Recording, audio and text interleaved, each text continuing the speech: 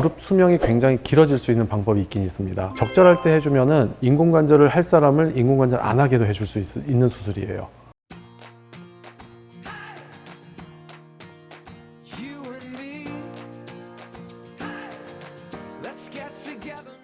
안녕하세요. 서울현병원 대표원장 김방현입니다.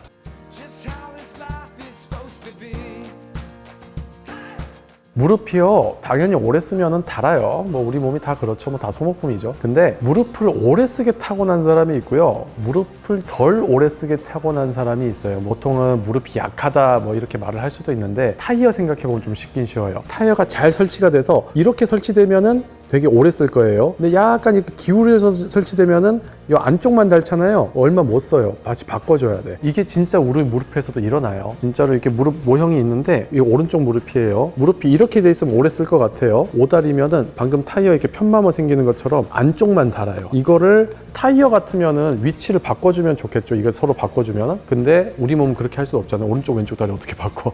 그래서 휘어진 거를 똑바로 펴주는 수술이 있어요. 이거 해주면은 사실 무릎 수명이 굉장히 길어질 수 있는 방법이 있긴 있습니다. 적절할 때 해주면은 인공관절을 할 사람을 인공관절 안 하게도 해줄 수 있는 수술이에요.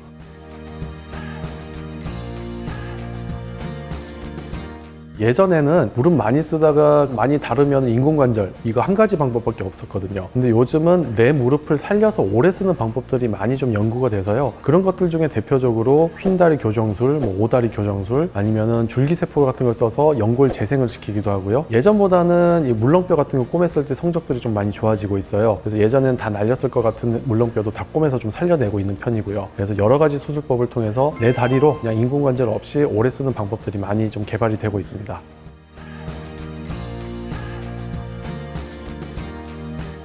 오다리가 심하지 않은 관절염처럼 주사 맞고 좀 덜 쓰고 무릎에 해가 되는 자세들, 좀 운동들 이런 거 피하고 이렇게 좀 해볼 수가 있는데요, 오다리가 좀 심할 경우에는 수술하시는 게 좋아요. 그래 훨씬 더 오래 써요. 내 무릎 가지고요. 그래도 무릎 인공관절이 굉장히 괜찮은 수술이긴 합니다. 성적도 괜찮고 나름대로 오래 쓰기도 하고요. 그래도 내 무릎이 아니에요. 그래서 좀 생긴 한계점들이 많거든요. 되도록이면 내 무릎 살려서 오래 쓰시는 게 가장 좋습니다.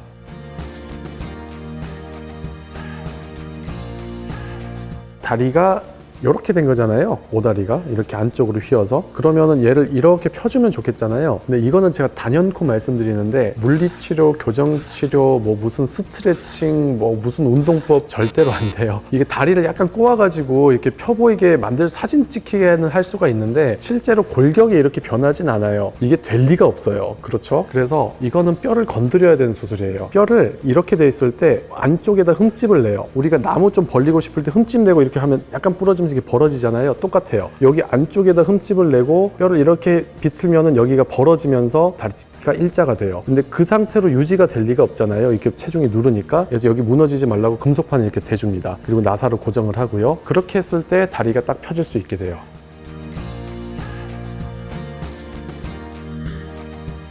퇴행성 관절염이 무릎이 시리고 쓰리고 뭔가 오래 앉아있을 때 무릎 좀 굽히기가 힘들고 앉았다 일어나기 힘들고 이런 쪽을 좀 많이들 호소를 하시는데요, 모든 퇴행성 관절염에서 이 오다리 교정술이 적합한 건 아닙니다. 일자로 이렇게 예쁘게 타고 나신 분들도요, 많이 쓰는 것 못 당해내요. 너무 많이 쓰면은 무릎이 전반적으로 다 닳거든요. 양쪽 한쪽만 많이 닳는 게 아니라 양쪽이 동일하게 많이 닳았을 때는 이거 교정해봐야 아무 소용없어요. 그분은 어쩔 수 없습니다. 최대한 아껴 쓰시다가 적절한 시기에 인공관절 하시는 수밖에 없어요. 근데 한쪽만 많이 닳았다. 우리나라엔 대표적으로 오다리가 많거든요. X다리인 사람 주변에 별로 없으실 거예요. 오다리가 많으니까 오다리 교정술이라고 말을 하는데, 어쨌든 안쪽이 됐든 바깥쪽이 됐든 한쪽만 많이 닳았을 때 반대쪽을 많이 쓸 수 있게 해주는 교정술이 휜다리 교정술이 되겠습니다.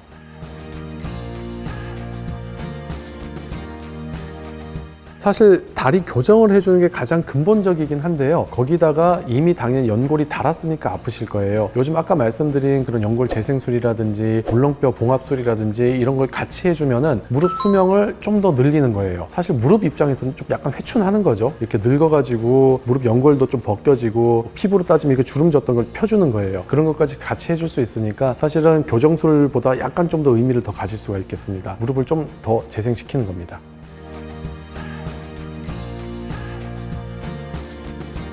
제가 오다리라서 안쪽에 이제 이 교정술을 해야 돼요. 연골이 많이 닳았대요. 전 줄기세포 할 거예요. 해서 손해볼 건 없어요. 만약에 진짜 조금이라도 더 내 연골을 재생시킬 수 있는 약이 있다면 발라주는 게 좋죠. 물론 비용은 좀 들긴 들겠지만 제 몸에 해가 될 건 없거든요. 저 같으면 할 것 같아요.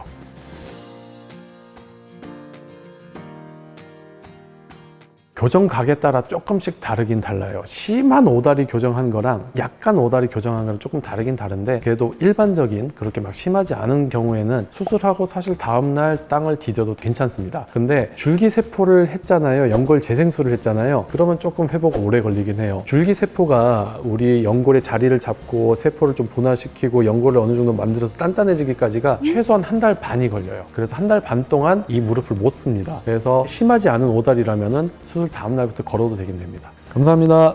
서울현병원 대표원장 김방현이었습니다.